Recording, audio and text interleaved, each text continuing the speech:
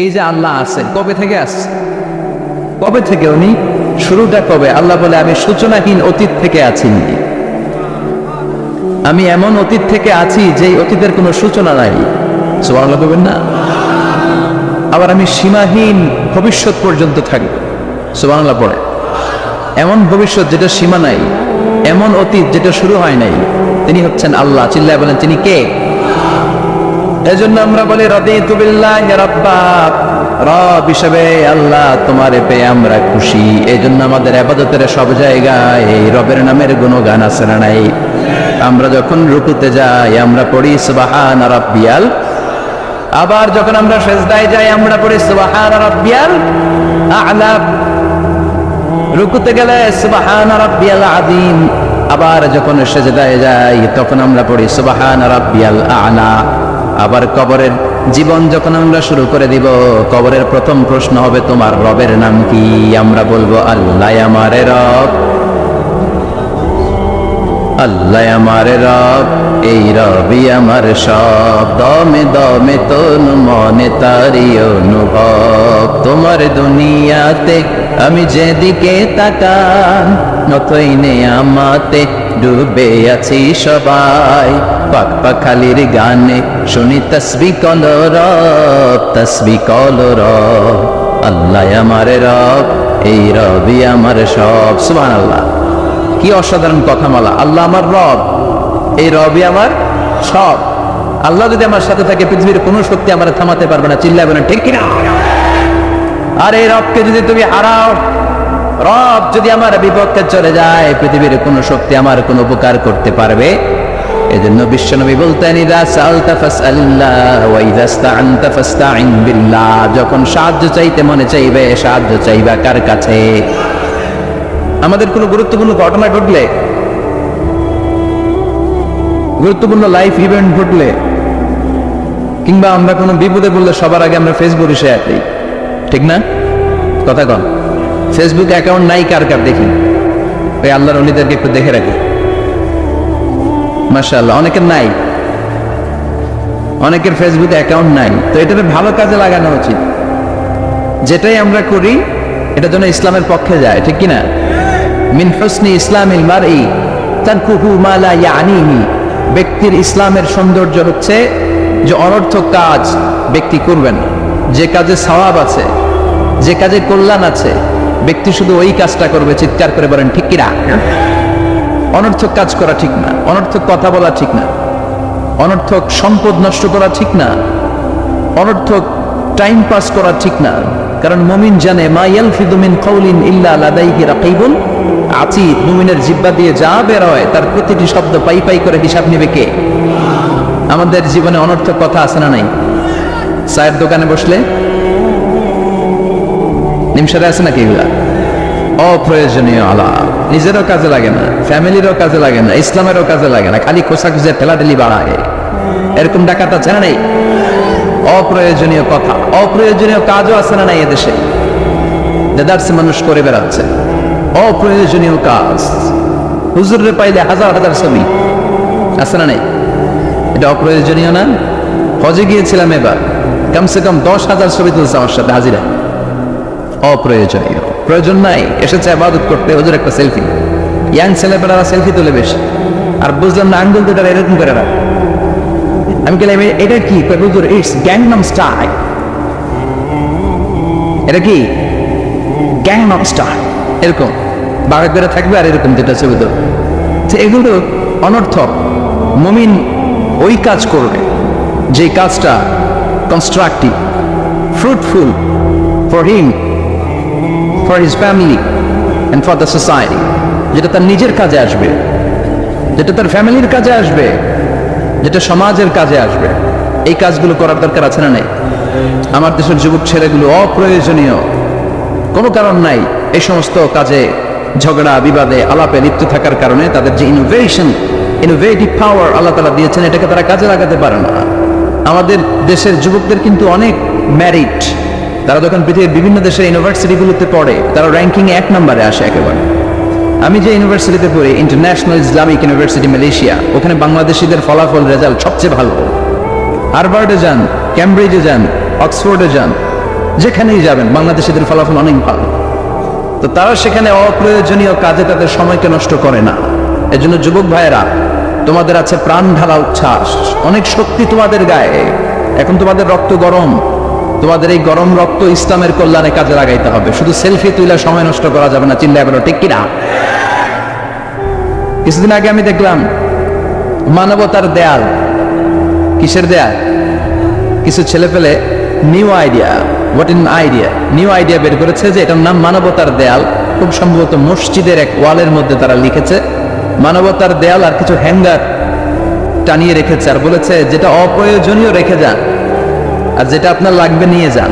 এই যে শীত, প্রচন্ড শীতে অনেকের জ্যাকেট নাই, আমাদের কয়েকটা করে জ্যাকেট, জাম্পার, সোয়েটার, চাদর, মাফলার, অনেকের একটাও নাই, আছে না নাই?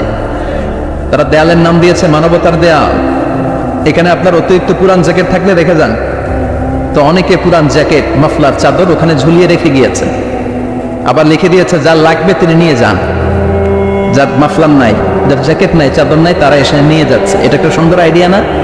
তো চায়ের দোকানে ছেলেপেলেগুলো যদি মারামারি করতো, অপরাজনীতি করতো, গুতাগুতি করতো, কিলাকিলি করতো, তাহলে মাথা থেকে এই আইডিয়াগুলো বেরোতো? কথা বলেন। Human capacity is amazing. কি পরিমাণে আল্লাহ তাআলা যে আমাদেরকে ক্যাপাসিটি দিয়েছে, আমাদেরকে যে কত প্রিভিলেজ আল্লাহ তাআলা আমাদেরকে দিয়েছে আমরা জানিই না। আমরা আমাদের দেহে কত শক্তি, সম্ভাবনা নিয়ে যে ঘুরে বেড়াই আমরা অনুধাবন করি না। এজন্য সময়গুলোর কাজে লাগাও। কিন্তু আফসোসের সাথে লক্ষ্য করা যাচ্ছে যুবকদের চরিত্রকে ধ্বংস করে দেওয়ার জন্য যে কয়েকটা হাতিয়ার আছে সবগুলো বাংলাদেশে আছে না নাই? ইয়াবা আছে না নাই? ফেন্সিডিল আছে না নাই? হেরোইন আছে না নাই? মারিজুয়ানা আছে না নাই? এই ফেন্সিডিল, ইয়াবা আগে শুনতাম ইউনিভার্সিটির ছেলেরা খাইতো, এরপরে নাইমা আসলো কলেজে, এরপরে হাই স্কুলে, এখন প্রাইমারি ছেলেদের হাতে ওই ইয়াবা ঢুকছে। চিল্লা এখন ঠিক কিনা? দেশের যুব সমাজ আজকে কোথায়? পর্নোগ্রাফি, এক একটা মোবাইল, এক একটা হিন্দি সিনেমার কারখানা। ইন্ডিয়ান নায়িকাদের কোমর দোলানো ডান্স আছে না নাই? স্মার্টফোন নিয়ে ছেলে স্মার্ট হয়, কিন্তু ইমান, আখলাক, চরিত্র সব শেষ। অপরাজনীতি, রাজনীতির নামে মন্দ, খারাপ, প্রতিহিংসামূলক ছাত্র রাজনীতি। নেতারা এই যুবক ছেলেদেরকে ইউজ করে, ওর বিরুদ্ধে ও মার, তুই ওরে মার, ওনারা থাকে অন্য জায়গায়, আছে না নাই? এভাবে আমাদের দেশের ছেলেদের চরিত্র, তাদের সম্ভাবনাকে আমরা নষ্ট করে দিচ্ছি। যুবক ভাইয়েরা, in the day of judgement, কিয়ামতের কঠিন ময়দানে আল্লাহ তাআলা 7 শ্রেণীর ব্যক্তিকে তার আরশের নিচে ছায়া দিবেন।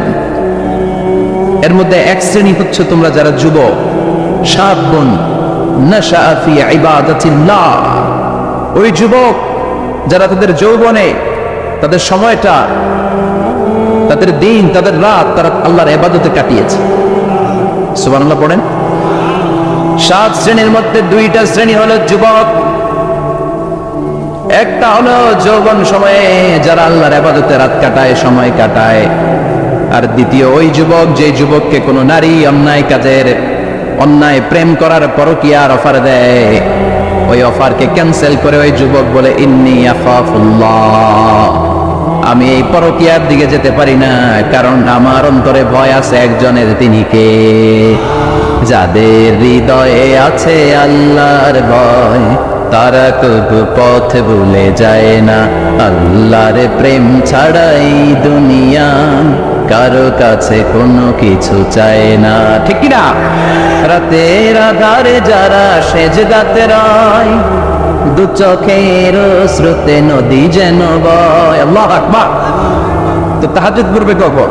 ফজরে তো পড়তে পারেন, আছে না নাই? রাতের আধারে যারা সেজদাতে রয়, দু চোখের স্রোতে নদী যেন বয়। ছলনার হাতছানি যতই ডাকুক, পেছনে ফিরেও সে তাকায় না। যাদের হৃদয়ে আছে আল্লাহর ভয়, তারা কবু পথ ভুলে যায় না। আল্লাহর প্রেম ছাড়াই দুনিয়ায় কারো কাছে কোনো কিছু চায় না। চিল্লায় বলেন ঠিক কিনা? তার মানে প্রথম হচ্ছে এক যুবক, যেই যুবক তার যৌবন কালের সময়টা আল্লাহর ইবাদতে কাটায়। দ্বিতীয় হলো এমন যুবক পরকীয়ার অফার পেয়ে সে বলে আমি ভয় পাই একজনকে, তিনি কে? এজন্য যুবক, তোমার অন্তর আল্লাহর ভয় থাকতে হবে। তোমার সময়টা এমনি কাটানো যাবে না, ইবাদতে কাটাতে হবে, ঠিক কিনা? এজন্য আমরা নামাজের পরে বলি রাদিতু বিল্লাহি রাব্বা, আল্লাহকে রব হিসেবে পেয়ে আমরা খুশি। তারপরে বলি অবিল ইসলামি দীনা, ইসলামকেও দিন হিসেবে পেয়ে আমরা খুশি না বেজার? কথা কন, খুশি না? আপনি খুশি হইলে আপনার লাভ, খুশি না হইলে আপনার লস। ইসলামের বিজয়কে সমুন্নত করবে কে? ইসলামের পতাকা পথ পথ করে হোয়াইট হাউসের উপরও একদিন ঝুলবে। চিল্লায় বলেন ঠিক কিনা? আল্লাহ বলেন খবরদার, ফু দিয়ে ইসলামের বাতি তোরা নিভাতে পারবি না। ইউরিদুনা লিউতফিউ নূরাল্লাহি বিআফওয়াহিহিম ওয়াল্লাহু মুতিম্মু নূরিহি ওয়ালাউ কারিহাল কাফিরুন। ইসলাম বিরোধীরা চায় মুখের ফুৎকারে ইসলামের বাতিকে নিভিয়ে দিতে। আল্লাহ বলে খবরদার, ষড়যন্ত্র করে লাভ নাই, ইসলামের বিজয় আমি নিশ্চিত করে দেব। স্যামুয়েল হ্যান্টিংটন একটা বই লিখেছে, দ্য ক্লাসেস অফ সিভিলাইজেশন। এই বইতে তিনি বলেছেন এই যে সভ্যতার সংঘাত, এত সভ্যতা, চায়না সভ্যতা, আর্য সভ্যতা, বৈদিক সভ্যতা, সিন্ধু সভ্যতা, মহেঞ্জোদারো সভ্যতা, ইরাকীয় সভ্যতা, মিশরীয় সভ্যতা, একটার পর একটা সভ্যতা পৃথিবীতে এসেছে, একটার পর একটা সুপার পাওয়ার। এখন সুপার পাওয়ার হচ্ছে ইউনাইটেড স্টেটস অফ আমেরিকা, ধারণা করা হচ্ছে এরপরে চায়না হবে সুপার পাওয়ার, আবার অনেকে বলছে এরপরে ইন্ডিয়া হবে সুপার পাওয়ার। এভাবে একটার পর একটা সুপার পাওয়ার যাওয়ার পরে সর্বশেষ যে সুপার পাওয়ারটা পৃথিবীর বুকে মাথা উঁচু করে দাঁড়িয়ে থাকবে সেটার নাম হচ্ছে ইসলাম। সেটার নাম কি? তার নমুনা গোটা বিশ্বব্যাপী আছে না নাই? ইসলামকে যত দমাইতে চায় এটা আরো উপরের দিকে ওঠে। সুবহানাল্লাহ করবেন না? ইসলামের বৈশিষ্ট্য হচ্ছে চারা বীজের মতো। চারা বীজ তো আপনারা চিনবেন, নিমসারের মানুষ বীজ। ইসলাম হচ্ছে বীজের মতো। ইসলামের শত্রুরা ইসলামকে মাটিতে গেড়ে দিতে চায়, কিন্তু ইসলাম হচ্ছে বীজের মতো, চারা বীজ। চারা বীজ মাটিতে গেড়ে দিলে কি হয়? কথা কর, আরো গজিয়ে ওঠে, মাটি ফেড়ে উপরের দিকে উঠে চিৎকার করে বলে ঠিক কিনা? ইসলাম হচ্ছে টিউবের মতো। টিউব, পুকুরে যারা নতুন সাঁতার কাটতে যায়, ডুবে যাতে মারা না যায়, টিউব নিয়ে সাগরের মধ্যে নামে। এই টিউবকে যত আপনি পানির নিচে ডুবাতে চাইবেন, টিউব আর উপরের দিকে ভেসে ভেসে উঠে। সুবহানাল্লাহ পড়ে। ইসলামকে তো ওরা চিনে নাই। ইসলাম হচ্ছে চারা বীজের মতো, ইসলাম হচ্ছে টায়ারের টিউবের মতো। এটার যতই নিচের দিকে নামাইতে যায়, এটার বৈশিষ্ট্য হচ্ছে এটার ধাক্কা মারলে এটার উপরের দিকে ওঠে। সুবহানাল্লাহ কইবেন না? গোটা বিশ্বব্যাপী আজকে ইসলামের গণজোয়ার, হাজার হাজার লোক কালিমা পড়ে মুসলমান হচ্ছে। গত কিছুদিন আগে আফ্রিকাতে এক লোক এক গ্রামের কয়েক হাজার মানুষকে এক ময়দানে দাঁড় করিয়ে একসাথে শাহাদাতের বাণী পাঠ করিয়ে মুসলমান বানায় ফেলছে। এই আফ্রিকার বুকে এতদিন আমেরিকার কাজ ছিল, এটা বলে Tansir, Christian missionary. Lakh lakh dollar দিয়ে আফ্রিকার দেশগুলোর মধ্যে গরিব গরিব মুসলমানগুলোর তারা নাসারা বানাতো। এই বিষয়টা যখন মুসলিম স্কলারদের নজরে এলো, এখন গোটা বিশ্বের সব মুসলিম স্কলাররা আফ্রিকায় যে ইসলামের দাওয়াতকে প্রচার করে দিচ্ছে। গ্রামকে গ্রাম খ্রিস্টান সম্প্রদায় লা ইলাহা ইল্লাল্লাহ মুহাম্মাদুর। ঝিনুকের ভেতর লুকিয়ে থাকে যেমন মতি, ঝিনুকের ভেতর লুকিয়ে থাকে যেমন মতি, কলমা শাহাদাতে আছে আল্লাহর জ্যোতি, কলমা শাহাদাতে আছে আল্লাহর জ্যোতি। পড়েন সবাই। ঝিনুকের ভেতর লুকিয়ে থাকে যেমন মতি, ঝিনুকের ভেতর লুকিয়ে থাকে যেমন মতি, কলমা শাহাদাতে আছে আল্লাহর জ্যোতি, কলমা শাহাদাতে আছে আল্লাহর জ্যোতি। ঠিক কিনা? এই জ্যোতি যদি একবার কারো হৃদয়ের মধ্যে স্থান করে নেয়, এই নুরানি আলোর ছোটা যদি কারো হৃদয়ের মধ্যে জায়গা দখল করে নেয়, পৃথিবীর কোনো মতাদর্শ তার অন্তরের মধ্যে আর থাকতে পারে? গ্রামকে গ্রাম আফ্রিকাতে এখন কালিমা পড়ে পড়ে মানুষ মুসলমান হয়ে যাচ্ছে। সুবহানাল্লাহ পড়ে।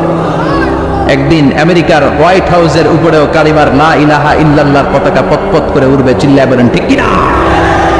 এজন্য আমরা বলি ওয়াবিল ইসলামি দীনা, ইসলামকে ধর্ম হিসেবে পেয়ে আমরা খুশি না বেজার? After the Twin Tower attack, the number of Muslims in America already have been doubled. Now it's tripled. Twin Tower attack-এর আগে আমেরিকায় যত মুসলমান ছিল, এটা গত কয়েক বছর ধরে ছিল ডবল, এখন এটা ট্রিপল হয়ে গেছে। মানে টুইন টাওয়ার অ্যাটাকের আগে আমেরিকায় মুসলমানের সংখ্যা যা ছিল, এখন এটা 3 গুণ বাড়ছে। ইউরোপ আমেরিকাতে মসজিদের সংখ্যা বাড়ছে, দাওয়াতি কাজের সংখ্যা বাড়ছে, এমনকি হার্ভার্ড ইউনিভার্সিটিতে, অক্সফোর্ডে, ক্যামব্রিজের ভেতরে, MIT, Massachusetts institute of technology, সায়েন্সে যারা পড়ে এদের স্বপ্ন MITর ভিতরে ইসলাম ঢুকে গেছে। এজন্য ইসলামের আলোকে কেউ নিভিয়ে দিতে পারবে, ইসলামের গতিকে কেউ থামিয়ে দিতে পারবে, এটা অসম্ভব। এজন্য ইসলামের বিজয় সুনিশ্চিত। আমরা যারা লেগে থাকতে পারবো আমাদের কপালকে উজালা করে দিবে কে? আর বিরোধিতা যারা করবো তাদের সব শেষ, দুনিয়াও শেষ, আখিরাতও আমও শেষ, সালাও। এজন্য আমরা বলি রাদিতু বিল্লাহি রাব্বা, আল্লাহ তোমার রব হিসেবে পেয়ে আমরা বড্ড খুশি। ওয়াবিল ইসলামি দীনা, ইসলামকে ধর্ম হিসেবে পেয়ে আমরা খুশি। ওয়াবি মুহাম্মাদিন রাসূলা, বিশ্ব নবীকে রাসূল হিসেবে পেয়েও আমরা খুশি না বেজার। এমন রাসূল, গোটা বিশ্বের শ্রেষ্ঠতম রাসূল, শ্রেষ্ঠতম ব্যক্তিত্ব, যার কাছ থেকে পজিটিভ কোনো জিনিস ছাড়া নেগেটিভ কোনো জিনিস প্রকাশিত হয় নাই, সব ইতিবাচক। Always come back positive, not go back negative. সবসময় পজিটিভ বলতেন, পজিটিভ ভাবতেন, পজিটিভ কাজ করতেন। কোনো নেগেটিভ নেতিবাচক কোনো কিছু বিশ্বনবীর জীবনে খুঁজে পাওয়া যায় না? চিল্লায় বলেন, খুঁজে পাওয়া যায়? As a father, as a husband, as a commander, as a lawyer, as a reformer of the society, Muhammad is the superman of the world. গোটা বিশ্ব এখন তাকে সুপারম্যান ভাবতেছে, boss, boss of the all bosses. পৃথিবীতে যত বস এসেছে সব বসের সবচেয়ে বড় বস হচ্ছে বিশ্বনবী মুহাম্মদ সাল্লাল্লাহু। এজন্য আমরা বলি হবে মুহাম্মাদিন রাসূলা। আল্লাহকে রব হিসেবে পেয়ে আমরা যেমন খুশি, ইসলামকে ধর্ম হিসেবে পেয়ে তেমন খুশি, বিশ্বনবীকেও রাসূল হিসেবে পেয়ে খুশি না বেজার? কথা কন। এই বিশ্বনবীর ভালোবাসা যদি অন্তরে না থাকে জান্নাতে ঢোকা যাবে নাকি? আল্লাহর ভালোবাসা, বিশ্বনবীর ভালোবাসা অন্তরে থাকার দরকার আছে না নাই? আল্লাহকে যে পাইতে চায় হযরতকে ভালোবেসে, আরশ কুরসি লৌহ কালাম না চাইতে পেয়েছে সে। হযরতকে ভালোবেসে আরশ কুরসি লৌহ কালাম না চাইতে পেয়েছে সে। চিল্লায় বলেন ঠিক কি না? নবীর ভালোবাসা অন্তরে থাকতে হবে। তাহলে তিনটা জিনিসের ঘোষণা আমরা দেই নামাজের পর। আল্লাহকে রব হিসেবে পেয়ে আমরা খুশি, ইসলামকে ধর্ম হিসেবে পেয়ে খুশি, বিশ্বনবীকে রাসূল হিসেবে পেয়ে খুশি, আবার এই কিতাবটারে সংবিধান হিসেবে পেয়ে আমরা খুশি না বেজার? এটার আলোকে আমাদের সমাজ প্রতিষ্ঠিত হোক, মদিনার সমাজ হোক, সোনালী সমাজ হোক, আলোকিত সমাজ হোক, আমরা চাই কি চাই না? এই কোরআনের আইন দিয়ে আমার দেশ চলুক, আমরা চাই কি চাই না? এই কোরআনে ধর্ষকদের বিচার আছে না নাই? অবিবাহিত ধর্ষক হলে 100 ব্যাট, আর যদি বিবাহিত ধর্ষক হয় ডেথ পেনাল্টি। সৌদিতে করে হেড অফ, মাথাটাকে নুইয়ে তলোয়ার দিয়ে এক কোপ মেরে গর্দানটা আলাদা করে দেয়, ঠিক কিনা? অনেক দেশে ডেথ পেনাল্টি করে হ্যাঙ্গিং এর মাধ্যমে, ফাঁসির মাধ্যমে। ধর্ষণের বিচার বাংলাদেশে সহজে পাওয়া যায় না, কিন্তু কোরআন দিয়ে বিচার করলে ওই বিচার আছে না? নোয়াখালীর এক বোনকে ধর্ষণ করা হয়েছে, ওটা বাংলার জামিনে এই নিউজটা আছে না নাই? কোরআনের বিচার থাকলে আলটিমেটার মতো 24 ঘন্টা, 24 আওয়ার্স, 24 আওয়ার্সের মধ্যে ধর্ষককে ডেকে এনে বাইতুল মোকাররমের স্কয়ারের সামনে লক্ষ মানুষের চোখের সামনে ফাঁসির রশিতে ঝুলিয়ে দেওয়া হতো। বড় বড় চোরগুলোর হাত কেটে দেওয়া হতো। কলা চোর, ডিম চোর, মুরগি চোর না, বড় বড় সাইজের চুরি যারা করে 1000 কোটি টাকা মেরে দেয়, দেশের 12টা বাজিয়ে দেয়, দেশের 10-এর সর্বনাশ করে, সিমেন্ট খাইয়া, টিন খাইয়া, রড খাইয়া সব হজম করে।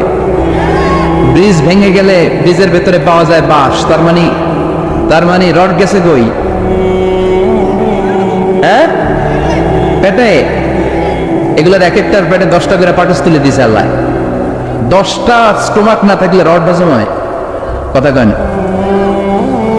এগুলোর বিচার হওয়ার দরকার আছে না নাই?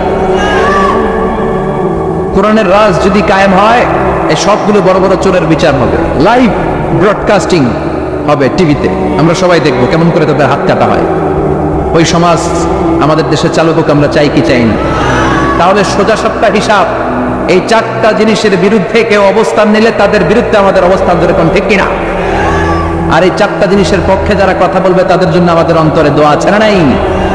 এক হচ্ছে আমার রব, দুই হলো আমার ইসলাম, তিন হলো আমার পেয়ারা নবী, চার হলো আমাদের আল্লাহর দেয়া সংবিধান কোরআন। এই চারটা জিনিসের বিরুদ্ধে কথা বললে খবর আছে না নাই? এই চারটা জিনিসের বিরুদ্ধে কথা বলা হবে মুসলমানদের দেশে। এই চারটা জিনিসকে কটূক্তি করা হবে, অপমান করা হবে, আর এর বিরুদ্ধে প্রতিবাদ আসবে না। মুমিন চুপ করে বসে থাকবে, সেটা মুমিন নয়, সেটা মুনাফিক। চিল্লায় বলেন ঠিক কিনা? এজন্য এই চারটা জিনিসের বিরুদ্ধে কথা বললে প্রতিবাদের ঝড় তোলার দরকার আছে না নাই? রাজি আছে মুসলমান? এই চারটা জিনিসের জন্য ভালোবাসা আমাদের অন্তরে তুমি স্থান করে দাও। এগুলোকে পুঁজি করে যেন আমরা জান্নাতের অধিকারী হতে পারি, তুমি তৌফিক দাও। আর জোরে পড়েন আমিন। আজকে আমরা যে বইটা থেকে কথা শুনবো, বইটার নাম কি বলেন? আরো জোরে বলেন কি নাম? আজকে আমরা জানার নিয়তে, শিখার নিয়তে, আমাদের আখিরাতটাকে সুন্দর করার নিয়তে কোরআন থেকে কিছু কথা শুনবো ইনশাআল্লাহ। পড়েন, আরো জোরে পড়েন ইনশাআল্লাহ। আমাদের সবকিছু হয়ে যাচ্ছে শো অফ, মাহফিল হয়ে যাচ্ছে শো অফ, আলোচনাগুলো হয়ে যাচ্ছে শো অফ, লোক দেখানো। মা অন্তরে ইখলাস নাই, আল্লাহর প্রতি দরদ নাই, স্রষ্টার প্রতি অগাধ বিশ্বাস আর ভালোবাসা নাই। আমাদের ডে টু ডে লাইফের চিত্র যদি আমরা খেয়াল করি তাহলে দেখবো our spirituality is going down, our লিল্লাহিয়াত ইখলাস ইজ গোয়িং ডাউন। আমাদের ইখলাস যাচ্ছে নিচের দিকে, মানে কমছে, ডিক্রিজিং ডে আফটার ডে। কিন্তু our greed, our jealousy, our arrogance, আমাদের অহংকার, আমাদের ক্ষমতার প্রতি লোভ, আমাদের হিংসা, এগুলো দিন দিন উপরের দিকে যাচ্ছে। চিল্লা এখন ঠিক কিনা? এই তাফসীর মাহফিলগুলোর মূল উদ্দেশ্য হচ্ছে আমাদেরকে রাইট ট্র্যাকে নিয়ে আসা। We should come back to the right track. Train যদি লাইনচ্যুত হয়, অ্যাক্সিডেন্টের সম্ভাবনা আছে না নাই? লাইনচ্যুত হয়ে গেলে রেল কর্তৃপক্ষ এটাকে এসে আবার লাইনে তুলে দেয়, ঠিক কিনা? আমরা শয়তানের ওয়াসওয়াসাতে প্রায় লাইনচ্যুত হয়ে যায়। এই তাফসীর মাহফিলগুলোর উদ্দেশ্য হচ্ছে আমাদেরকে আবার লাইনে তুলে দেয়। আলহামদুলিল্লাহ কর। এই জন্য সময় নষ্ট করে, যে সময় ব্যয় করে যে আমরা এসেছি, আসলে আমরা শুরুতেই নিয়তটাকে খালেস করে নেই, যে আজকে আমরা যা শুনবো আমলের নিয়তে শুনবো, ইখলাসের সাথে শুনবো, নিজেকে পরিবর্তন করার জন্য শুনবো, আমার আখিরাতটাকে, আমার জান্নাতটাকে সুন্দর করার জন্য শুনবো। আসলে আমরা সরাসরি কোরআন থেকে শুনি, কেননা কোরআন থেকে কথা শুনলেই বরকত, কোরআন থেকে কথা শুনলে জীবন আলোকিত হয়। জীবনটা আলোকিত করে দেয় কে? কারণ সব সমস্যার সমাধান দিতে পারে। সমাধান চাও যদি জীবনে, মরণে ফিরে যাও, খুঁজে নাও, চোখ রাখো কোরআনে। চোখ রাখবেন কোথায়? না টিভির পর্দায়? কোথায়? সমাধান চাও যদি জীবনে, মরণে ফিরে যাও, খুঁজে নাও, চোখ রাখো কোরআনে। If you want the solution this dunya and akhirah, go back, have a look to the holy Quran. Subhanallah পড়েন। সমাধান চান তো go back, sit down and have a look to the Quran. আপনার জীবনের সব সমস্যার সমাধান কোরআনের ভেতরে আছে না নাই? সেই কোরআন থেকে আমরা কথা শুনবো।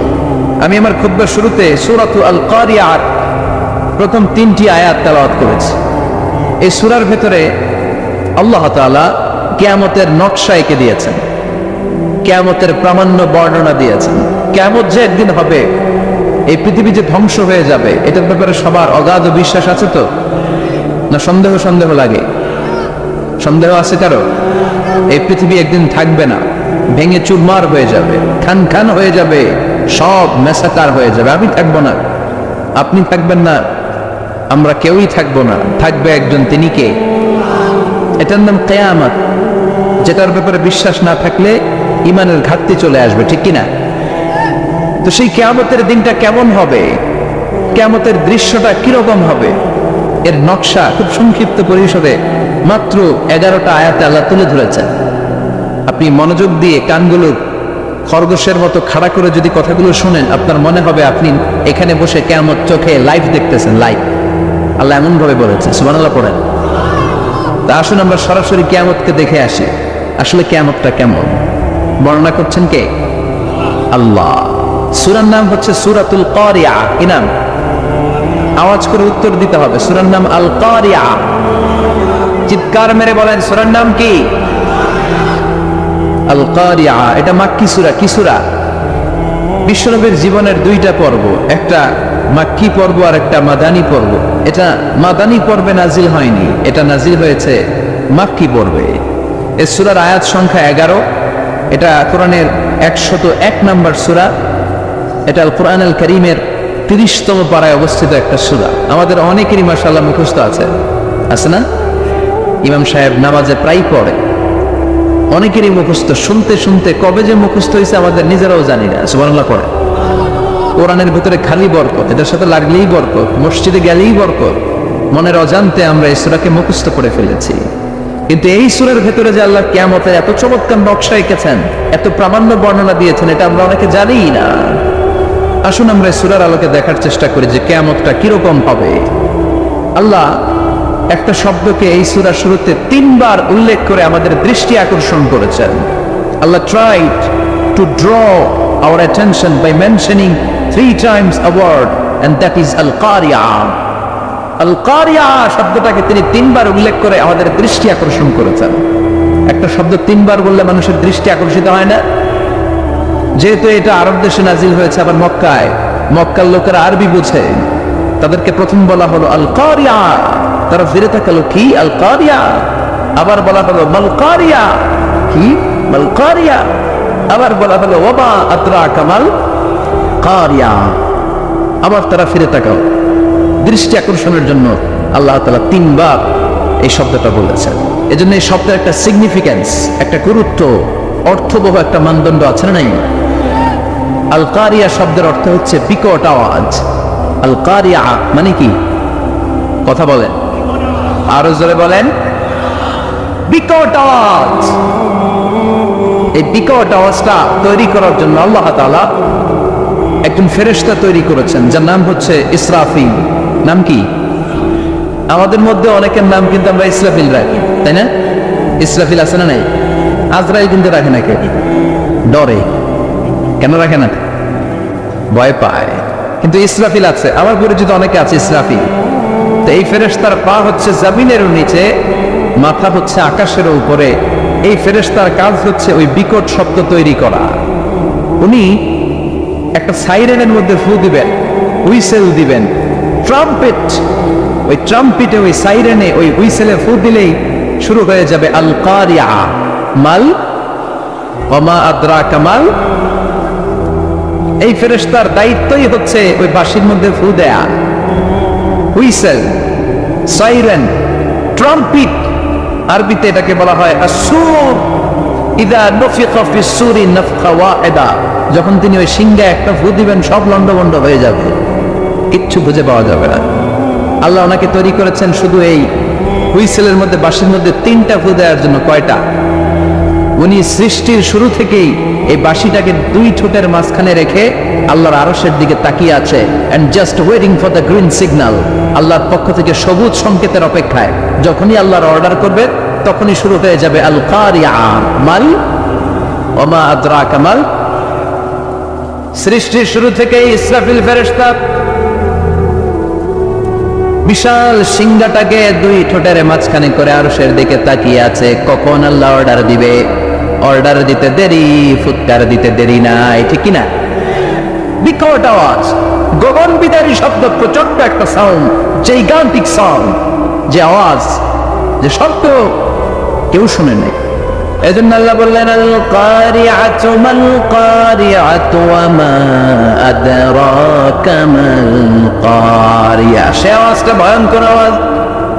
এটা বজ্রপাতের মতো না, এটা ট্রাকের টায়ার পাংচার হলে যে আওয়াজ হয় ওই আওয়াজের মতো না, গ্যাসের সিলিন্ডার ব্রাস্ট হয়ে গেলে যে আওয়াজ হয় ওই আওয়াজের মতো না, প্রাইমারি স্কুলে দপ্তরে যখন ছুটির ঘন্টা বাজায় ওই আওয়াজের মতো না।